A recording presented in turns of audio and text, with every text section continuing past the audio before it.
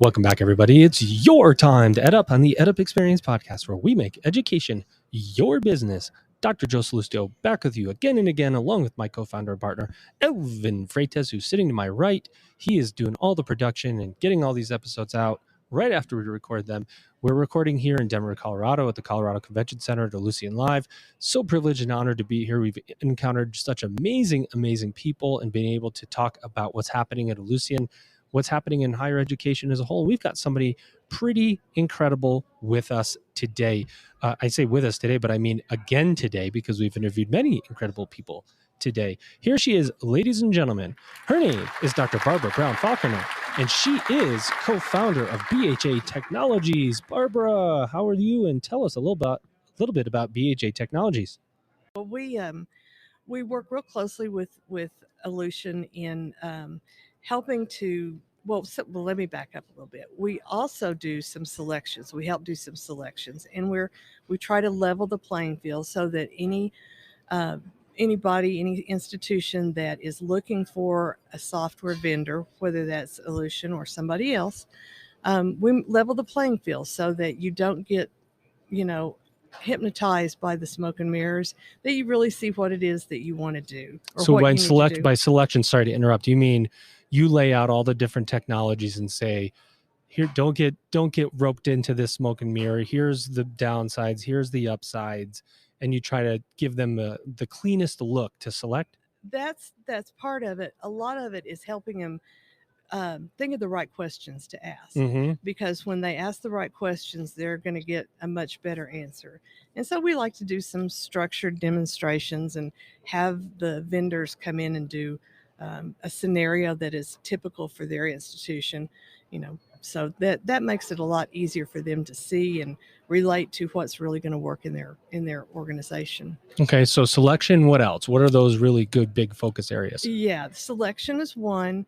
Implementation, we do implementations for different softwares, not just Ellucian, but like I said, we hold hands with the clients, and if their technical staff isn't up to speed on some things, we can supplement. We can do training. We've done so many in the past year that have been Ellucian clients. For example, there are probably 8 schools in Oklahoma that all needed to move to a different platform, and so they all selected Colleague, and the Ellucian services people did a great job of doing the actual training and helping them, but we offered the technical services and the hand holding, and they'll go through training, and it's like drinking from a fire hydrant, and then our consultants go in and sit down with them and help them do their homework, help them get by with all the questions they have, and we're immediately available when they do have a question. And sometimes with Ellucian or with any other vendor, they've got a lot of other people that they've got to answer to. We assign one person to their campus. Amazing. See, look at that. I had a button for you. I'm so proud. I know. So you're doing as much of the technology work as you're doing people work. Absolutely. Right. Absolutely. What's the harder work? The technology work or the people work? Oh, the technology work's simple. The People can be challenging, and it's mainly based in fear, but it can be challenging. So your background in change management is really essential to your work. And so tell me about the infrastructure of BHA Technologies. How many people do you have working in the organization? How are you structured? Is everybody based in Texas? No, not at all.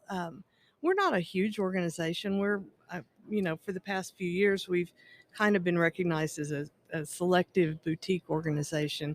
We have about 20 employees. We're growing like a weed right now, which is good, but it's also a change management. Yes, change management, exactly. And so, no, our consultants are all over the United States, and they provide services, by Zoom, by whatever technology is available. They will go on campus if they need to, but a lot of what we do, we can do remotely. Did you transition? Were you mostly on campus before, and now everything has moved to to Zoom and Teams and everything, and so you're doing everything remotely? Yes. And how are your employees and techs, and do you do contractors and stuff too? We do some contractors, but primarily we have full-time employees, and they're really good about, we even do like office hours. We'll go in and just set up a time and tell the client, we're here just like we would be in our regular office if we were on campus. Pop in anytime, and this is where you can find us and ask anything you want. So, we try to adapt the way we deliver our services to make it easier for the client to get to us. Now, what happens in an implementation or a managed service when you have key employees at these institutions that quit? Because this whole reshuffling thing's a real issue. This, hey, look, I worked in higher ed for 15 years and now I'm going to go start my own business making cakes. And, because it's, so what happens? And is that when institutions are bringing you in, or is it, you've got to now fill this huge hole because somebody's left with all this institutional knowledge? Yeah. And that's happens often, not a lot, but, especially if the institution hasn't done any planning for a follow-up job. And so we have staff that, for example, we have some people that can do fill-ins as registrars or fill in financial aid. That's good. Or fill in for, whatever, vice president of student services or the academic side. So we can kind of modulate until they can find someone. And sometimes that's even more helpful if they have somebody new that is not tied to the way it's always been done. They can introduce change as well. So it's sometimes better. Tell me about your co-founder a little bit, Sherry Hendricks. You guys must have an incredible partnership. We do. Sherry and I have been together, oh my gosh, since probably 1986 or 7. And we've worked together that entire time. Wow. She does all the work and I just get all the glory. I get to come do podcasts. And so that's why. Oh yeah. So she's responsible for most of our deliverables. And so she's the one that's out there with the client all the time, being face to face, helping our consultants get the resources they need to make the clients happy. So talk to me about engagement. So I'm an institution, I'm having trouble, whether it's implementation or my technology services, and I'm going, I need help. Right. How do we engage with BHA Technologies? How does that process look? Are you the first person that we talk to? Is it Sherry? Who is it? And what happens next? Yeah, it's probably, we have an executive vice president, either through a contact with one of us, and we sit down and we go through your organization and try to figure out what your pain points are, what's really wrong, because sometimes presidents don't know. And so they just know something's wrong. They know something's wrong. They don't know exactly what it is. We do security audits too. So, sometimes the president says, they tell me it's okay, but I don't know for sure that it is. Can you come in and help us? As in cybersecurity? As in cybersecurity. This is a big issue. It is a big issue. And, we're just really kind of getting going in with a lot of schools right now, because cyber insurance is almost non-existent right now. So schools have to be really protective of their data, and you just don't want to be on the front page of the Chronicle. Yeah, you don't. And it wouldn't even be the Chronicle. It'd be literally the news. Yes. So talk to me about that. Is that a fast growing part of your business, the cybersecurity growth? Because, it was this week or last week, I was reading an article. I don't know where it was, but it was about an institution that was closing because a year ago they got hacked and they've never been able to recover from that hack. And they're closing down because they had to stop their enrollment to protect the data. Exactly. And they never recovered because they only had a year or two of operational dollars. Now they're closing. Yeah. Like cybersecurity in schools are known to be one of the easiest hackable businesses. So this must be a huge focus for you guys. Well, it is. And the thing that I'm very focused on is how social engineering works into that, because you're only as safe as what your employees, what they click on, or there's even people that send emails now to employees and say, this is all legitimate. I'll give you $5,000 if you'll just give me your password or Yikes! Whatever it is. And it's happened, people have hacked. Sure. Here it is. Here's my bank account information. And people do it. Oh yeah, they do. They do. And they'll do it twice. Yep. So, yeah. We found that a lot of those people that had the Nigerian oil prince send them a letter, they not only did it the first time, but they did it the second time. Access granted. You've now lost all your money in your bank account. Congratulations. So Mm-hmm. what do you do? I mean, how does this, do schools not even understand what they're doing or not doing or have to do to protect data? Well, I think it's grown so organically. The schools have made their networks and their securities kind of grown up as best they can. And so what we try to do is go in and make sure that we know what's vulnerable Mm-hmm. and do lots of different kinds of scans. But then we go back and we do training with their employees so that they are at least aware, and it's ongoing training. So you are actually trained every so often to make sure you don't click on the wrong email. And some of them look really real. It's sometimes it's Some hard they to do. tell. Yeah. Mm-hmm. And then we also can help structure their network so that they don't end up having a go without a firewall for 2 years. Yeah, don't do that, please. That's Yeah. one of those things you don't try at home. So talk to me about Ellucian Live. You're here, you're talking to people. Yeah. How's the experience been? What are your big takeaways so far? Oh, yeah. Well, first off, we've got a lot of clients here, and that's been wonderful to see them and see them learn. And Maybe for the first time in a couple of years you've seen them? Yeah. Yeah. And but we've been working with some of the people in Ellucian to work on helping them develop some business, and in turn, they'll recommend us to do some things that they know that their clients need to have done. Mhm. They don't always recommend us. They have other partners, but nevertheless, we've been very fortunate to have a great track record with the Ellucian people. So we've gotten some really good feedback from them, and we're working on strengthening that partnership. That's awesome. What's the big area when you're talking to people and they go, "Oh, you know what? I am having this problem. You know what? I'm glad I ran into you here at Ellucian Live. But I need to talk to you about this more." Yeah, well, a lot of times it'll be institutions that have had the software for 20 plus years. Yeah. And, institutional knowledge leaves when people retire and quit. So a lot of times they'll say, I didn't even know it could do that. I didn't even know the software could do that.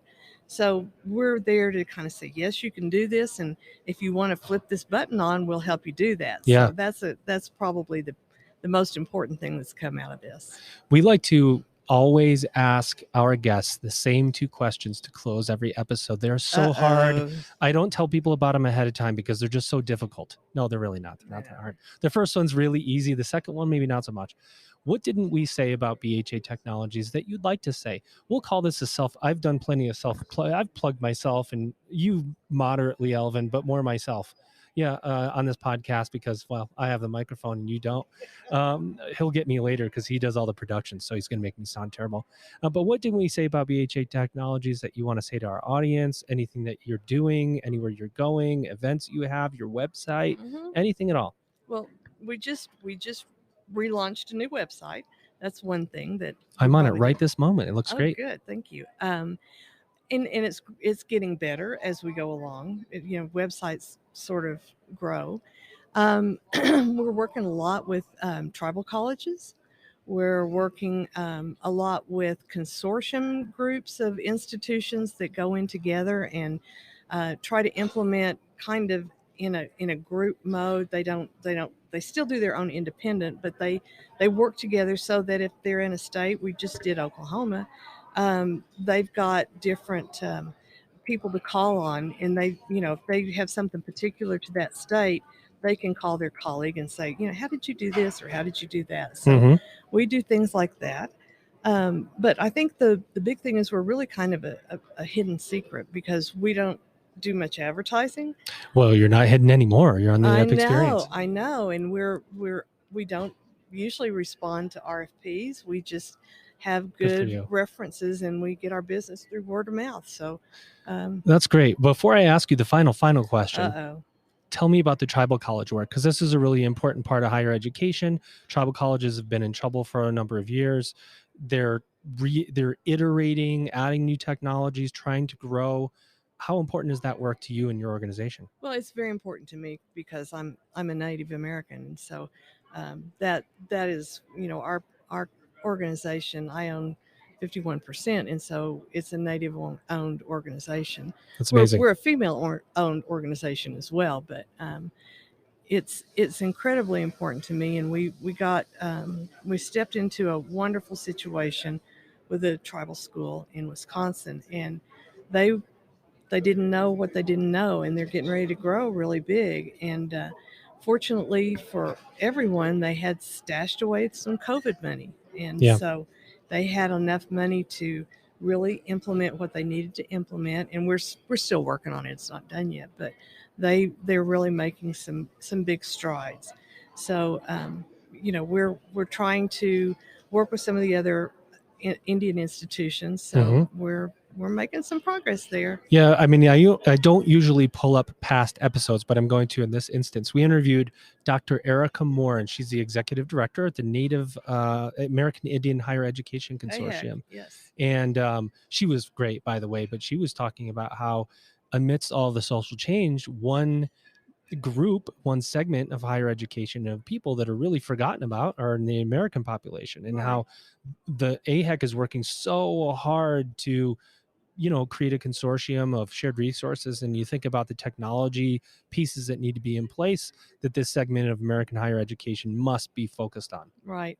There, and that's part of the problem is they've been so deprived of any technology. They didn't, there's really hard to get resources on the reservations.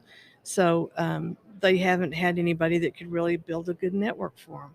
They haven't had anybody that could really implement a system the way it needed to be. And and there's a culture within the Native schools that you have to be able to adapt to and to work well with in order to make a positive change for them. Well, there you go. And so your final question now. Oh my gosh, I've been so nervous. Well, maybe it's you're nervous? You're doing great. Well, I've been so nervous about the final question. Oh, I'm working you up to it. Yes, you are. Okay. It's like, well, let me ask you one more before I ask. Oh, I know I won't do that to you. What do you see as the future of higher education? Well, I think we're going to be seeing a lot more, I hate to use the term Amazon-like services, but students Let's tell the truth. Yeah, students want to be served like they do on Amazon, like they do on any other giant, huge site. 24/7. 24/7. And so lots of institutions are addressing that, but we're always in higher ed, we're always the last to kind of get on the bandwagon. And COVID helped a lot because they did have to go. But some of them just don't realize that, you don't have to come in and pay for your classes. You can go online and pay for them. And it's a mystery to some of the schools we work with. So yes. Well, I got to say, we very much respect and applaud your work, especially with the tribal colleges. Thank you. It's an important part of higher education that we can't forget about. I know you were probably nervous coming in, but I don't think you're nervous going out of this podcast thing. In fact, I feel like you should be co-hosting with me the rest of the event that we're here. Want to take your job? Please do. Please. I don't really even like this guy. No, he's a right guy. I know. Well, I was waiting for the big paycheck, so. You got the mug, right? I got the mug. So you're in now. You're in. Yeah. Ladies and gentlemen, her name is Dr. Barbara Brown-Faulconer, and she is a co-founder of BHA Technologies. Barbara, did you have a good EdUp experience today? I did. You guys are fun. Thank you for being so sweet. Of course. Ladies and gentlemen, you've just EdUp'd.